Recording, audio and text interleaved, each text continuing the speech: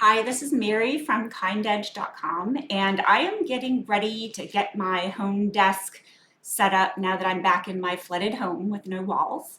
And I've got a project I'm going to do to really own that whole, I own the chaos and I'm going to move forward despite the chaos. So you'll see a fun project I'm going to do in an upcoming video. And I'm just gonna turn this round upside down, make lemonade out of lemons and all that jazz. And it just hit me logically. And it has to do with this, which is on KindEdge.com, I've taken the many words that I had to practice on a daily basis in order to really take change that I needed to drive in myself to achieve the life I wanted to achieve. I had to take those words and actually embed them into my life in totems, objects that carry meaning into your real life. Change, you read it in an inspirational book, you see it online in inspiration memes, you go to a talk for the weekend or a retreat for a weekend, you get inspired about that change that you want to see in you, or the things, the goals you've set, the things you want to achieve. But your default behaviors will pull you back. Your reactions, your default assumptions, the beliefs hidden in the back of your head will cause you to react to others around you and other demands in an old way. And you have to practice and really catch yourself. So you need these objects of meaning to catch yourself. So I'm actually going to do a project to take some of the words that I built on myself and built on my website in kindedge.com and the totems. Those words that I bring into life, I'm going to bring them into my house, and I'm going to give this house that energy. Why not? If you've got messed up walls, why not make lemonade out of lemons?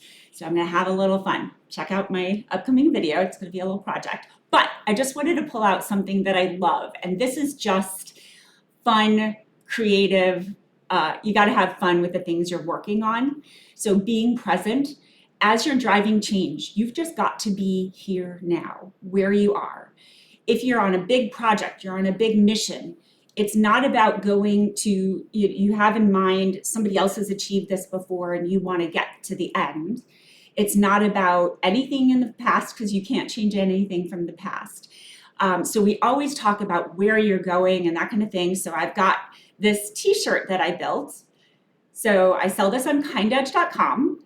And it says New York, Paris, London, Tokyo, of course, because those are fun places to travel to and show off that you've been to. And then, of course, the most important place you can ever be headed to, coming from, or at.